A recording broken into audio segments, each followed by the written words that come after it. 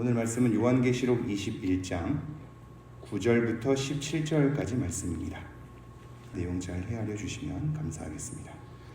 일곱 대접을 가지고 마지막 일곱 재앙을 담은 일곱 천사 중 하나가 나와서 내게 말하여 이르되 이리 오라. 내가 신부 곧 어린 양의 아내를 내게 보이리라 하고 성령으로 나를 데리고 크고 높은 산으로 올라가 하나님께로부터 하늘에서 내려오는 거룩한 성 예루살렘을 보이니 하나님의 영광이 있어 그 성의 빛이 지극히 귀한 보석 같고 벽옥과 수정같이 막더라.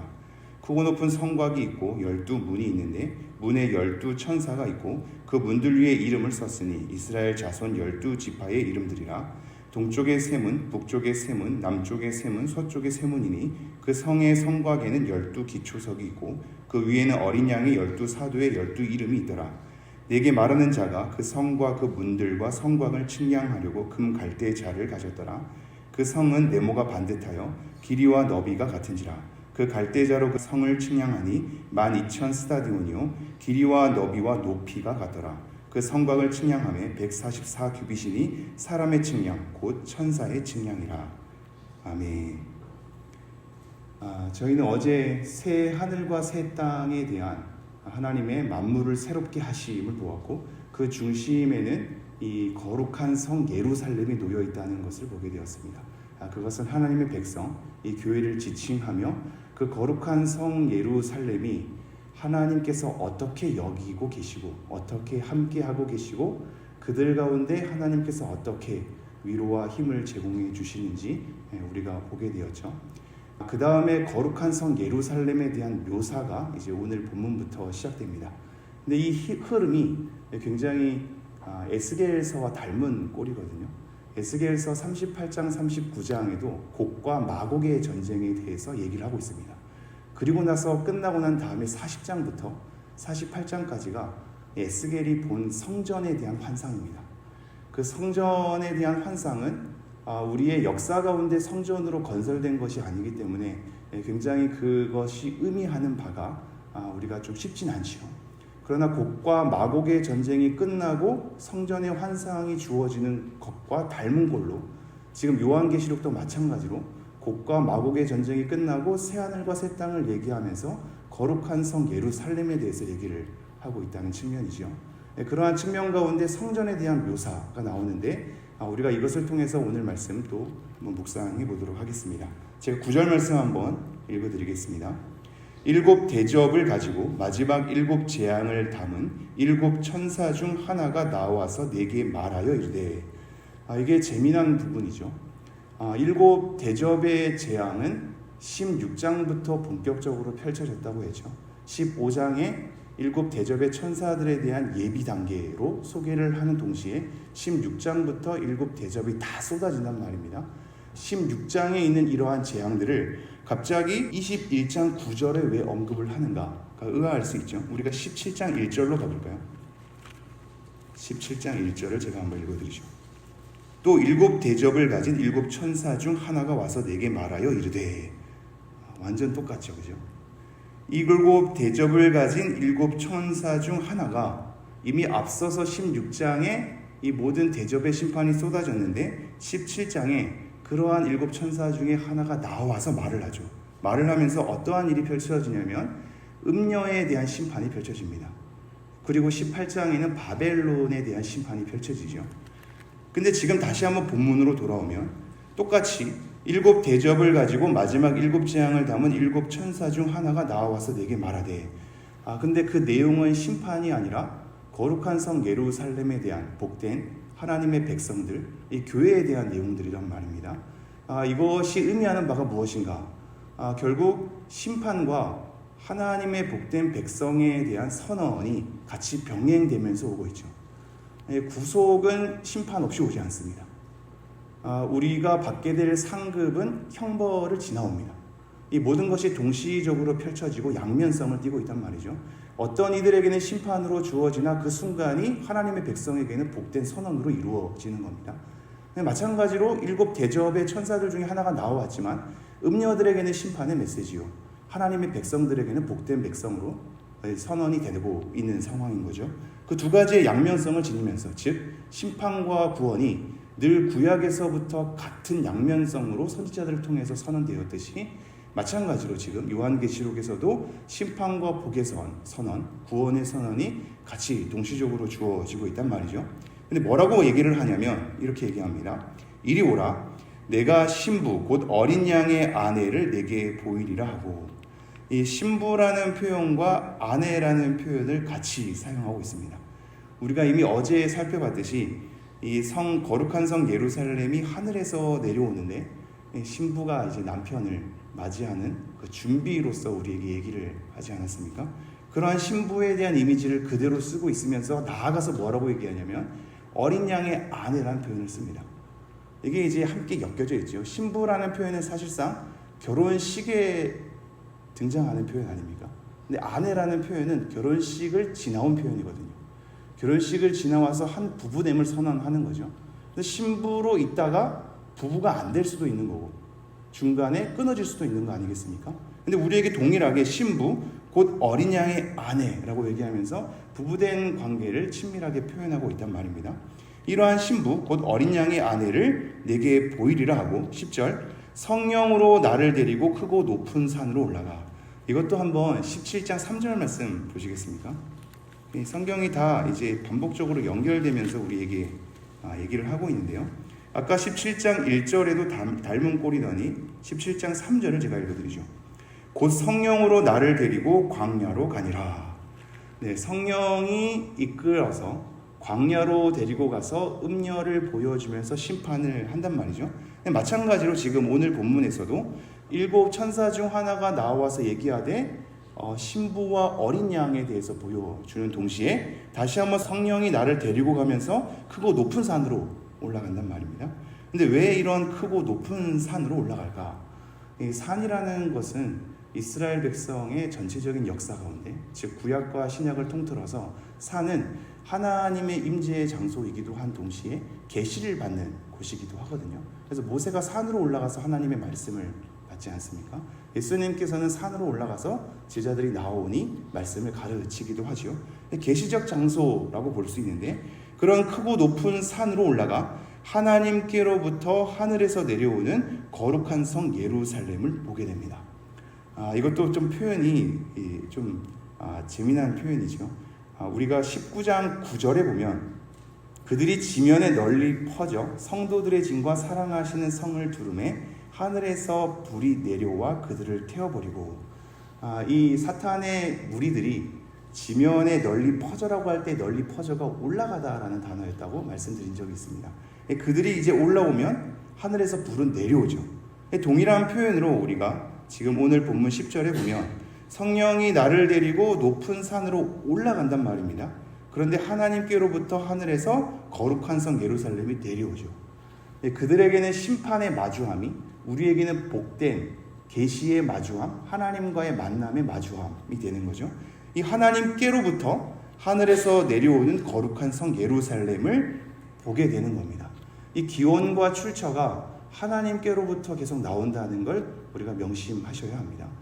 이 거룩한 성 예루살렘을 교회와 하나님의 백성으로 보게 될 때 그들의 기원과 출처가 어디인가? 우리가 모인다고 되는 게 아니거든요. 우리가 애쓴다고 되는 게 아니기에 우리의 출처와 교회됨은, 하나님의 백성됨은 하나님께로부터 나온다. 그것을 계속해서 성경은 얘기하고 있거든요. 우리 힘으로도 되는 것도 아니고 능으로도 되는 것도 아니고 하나님으로부터 기원과 출처를 삼아서 나온 백성들이 하나님의 백성이고 교회입니다. 그렇게 하나님께로부터 하늘에서 내려오는 거룩한 성 예루살렘을 보이니 11절 하나님의 영광이 있어 그 성의 빛이 지극히 귀한 보석 같고 벽옥과 수정같이 맑더라. 그 성전의 핵심은 뭐냐면 하나님의 영광입니다. 하나님의 영광. 교회됨의 가장 큰 핵심은 하나님의 영광이어야 합니다. 이 하나님의 영광은 어디서부터 흘러나오는 영광이냐? 하나님의 임재에서부터 나오는 영광입니다. 에스겔서에서 성전에 대한 환상을 보면 맨 마지막에 뭐라고 마치냐면 여호와 삼마라고 마치거든요. 하나님께서 그곳에 함께 계시다라는 뜻인데 하나님의 임재로부터 하나님의 영광이 충만한 성전의 환상을 보게 되는 거죠. 우리 가운데 이 모임이 우리의 영광이 될 수 없고 우리의 이름을 내세움이 될 수 없고 우리가 이름을 내고자 하는 것은 바벨탑의 근원 아닙니까? 우리는 하나님의 영광을 드러내는 자, 하나님으로부터 나오는 자. 그래서 이 주인은 당연히 교회의 주인은 예수 그리스도 하나님이어야만 하고, 우리가 모였을 때 가장 영광받는 존재도 삼위일체 하나님이어야 합니다. 그러기에 그 성전, 우리 교회됨에 뭐가 충만하냐면 하나님의 영광이 충만하게 되는 거죠. 아직까지 우리들 가운데서는 이 하나님의 영광의 충만함을 우리가 잘 감지할 수 없어서 그것이 얼마나 아름답고 우리에게 얼마나 복된 일인지를 우리가 잘 감지할 수 없으나, 이 거룩한 성 예루살렘으로 완성된 하나님의 백성이 하나님을 마주하게 될 때 영광으로 가득 차답니다. 그때는 우리가 무엇인지 제대로 알 수 있겠죠. 이러한 하나님의 영광이 있어 그 성의 빛이 지극히 귀한 보석 같고 벽옥과 수정같이 막더라. 이 하나님의 임재로부터 나오는 이 영광 자체도 무게라는 단어를 가지고 있으나 그것이 이제 빛남으로도 우리가 볼 수 있단 말이죠. 그래서 하나님의 이 위엄과 존귀, 이 모든 것이 하나님 되심이 빛나는 순간입니다. 하나님의 하나님 되심이 가득한 빛나는 순간이란 말이죠. 그러기에 그것을 외형적으로 볼 때 어떠한 빛과 같은 운유법을 쓰는 거죠. 마치 그것으로 직결되는 건 아닌데 우리가 늘 유의해야 한다 그랬죠. 이 성령이 비둘기 같이 내려오니까 비둘기가 성령인 줄 압니다. 그렇진 않죠. 은유법이거든요. 비둘기 같이. 마찬가지로 이런 보석들을 열거할 때에는 실질적으로 그런 보석이 보일 수도 있겠죠.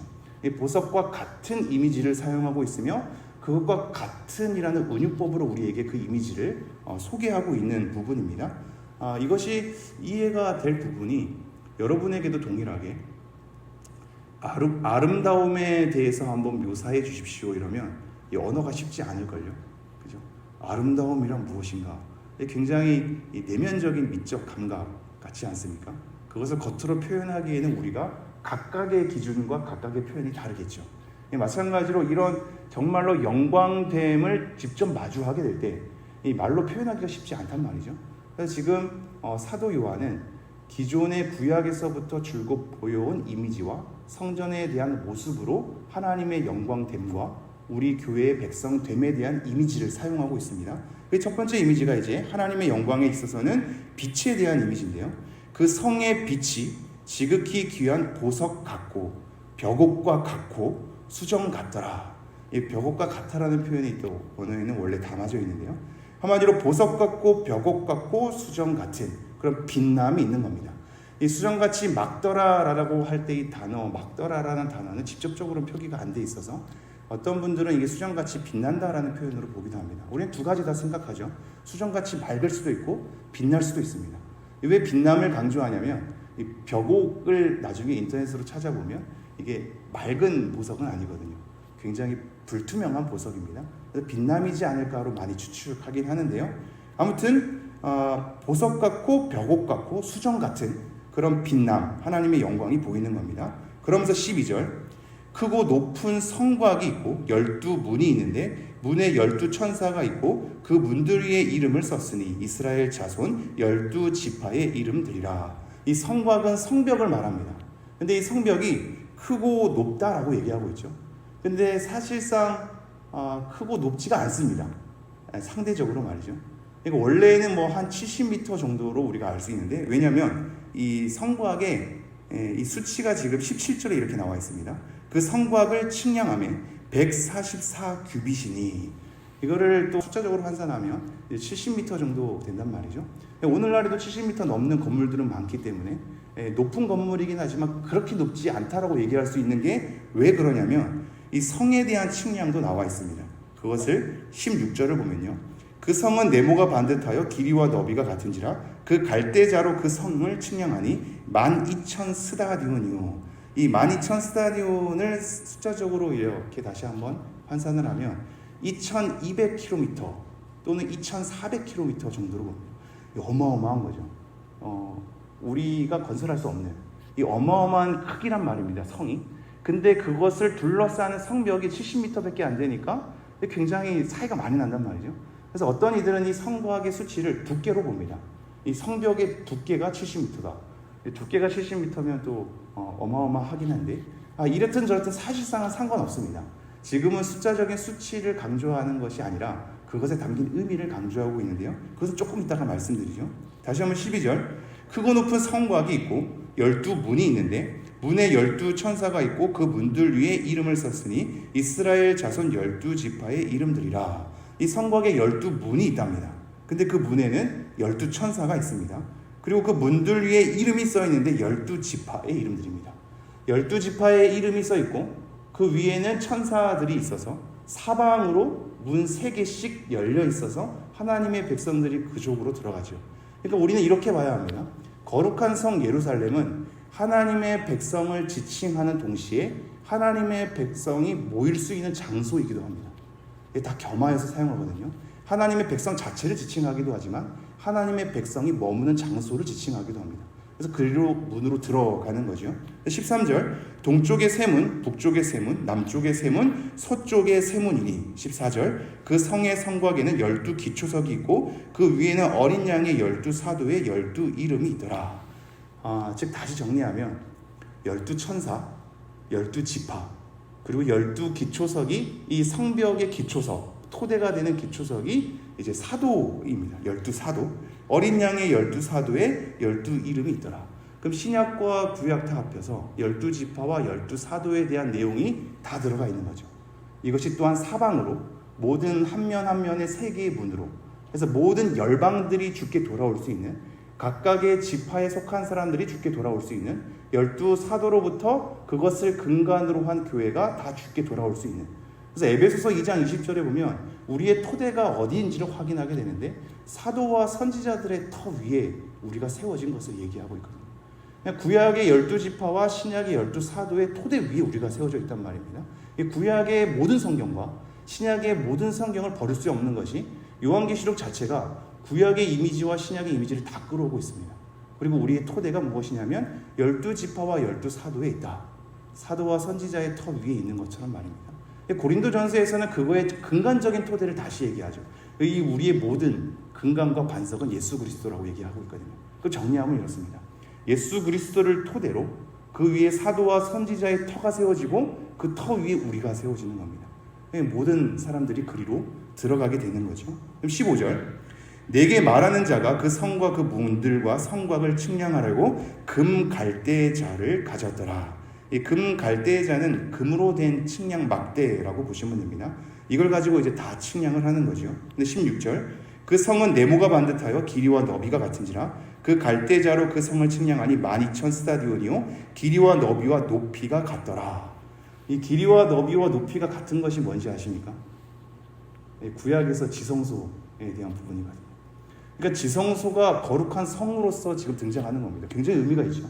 이게 굉장히 여러 가지 표현을 같이 들어 사용하는데요. 지성소는 하나님의 임재의 장소 아닙니까? 그래서 하나님의 영광이 가득한 곳으로 거룩한 성 예루살렘을 표현하고 있는데 거룩한 성 예루살렘이 지성소로서 하나님의 임재의 장소요. 이 거룩한 성 예루살렘은 하나님의 백성을 지칭하는 곳이요. 동시에 하나님의 백성이 머무는 장소라고도 얘기하는 거죠. 이 모든 것이 지성소와 연결되면서 성 자체가 하나님의 임재로 가득한 곳임을 비교하면서 우리에게 얘기하고 있습니다. 그런데 12,000 스타디온은 이게 12,000, 이거 12 곱하기 1000 아닙니까? 12 곱하기 1000으로서 12지파, 12사도, 12에 대한 개념을 가지고 1000이라는 완전수와 함께 이 모든 것을 완전함으로써 우리에게 표현하고 있습니다. 마찬가지로 17절 그 성곽을 측량함에 144규빗이니 14만 4천에 대한 숫자도 우리가 알고 있는데 12 곱하기 12가 144 아닙니까? 144규빗이니 사람의 측량 곧 천사의 측량이라. 마무리하겠습니다. 우리가 이 숫자적인 개념이 상징하는 바 12라는 숫자, 구약과 신약을 통틀어서 완전수를 우리에게 얘기를 하고 있습니다. 그 완전수의 모든 사람들이 모여서 한 성을 이루고 그 성의 특징은 거룩함이며 하나님의 영광으로 가득하다고 얘기하고 있습니다. 마찬가지로 우리는 지역교회에 몸담고 있지만 우리 성심교회만이 교회가 아니지 않습니까? 이 모든 하나님께 속한 열방의 모든 교회가 하나님의 교회고 그들 모두가 다 하나됨을 이뤄서 한 성을 이룬답니다. 굉장히 의미가 있는 표현이죠.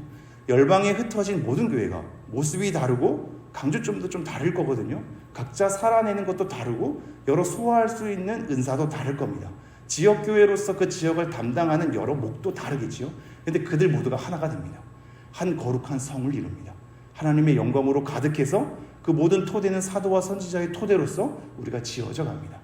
우리를 그렇게 모으시는 하나님의 영광과 임재 앞에 우리가 각 교회됨을 잘 소화해내며 지역교회로서의 지역을 잘 담당하며 이웃의 교회도 축복하는 우리가 되기를 간절히 소망합니다. 네, 함께 기도하겠습니다.